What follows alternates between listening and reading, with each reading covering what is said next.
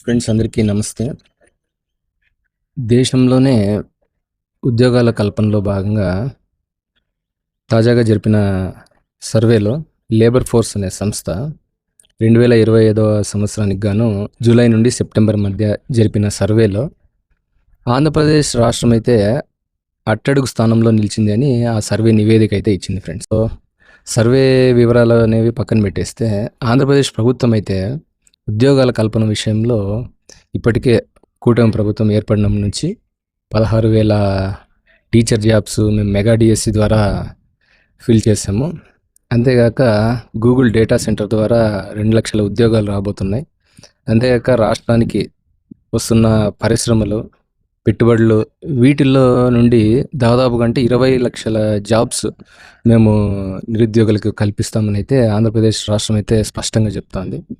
So చూడాలి, నివేదికలు అయితే ఇలా వస్తున్నాయి మన రాష్ట్రానికి. సో రాష్ట్ర ప్రభుత్వం అయితే ఇలా చెప్తోంది. సో నిరుద్యోగులైతే ఉద్యోగాల కోసం అయితే వేచి చూడక తప్పదు.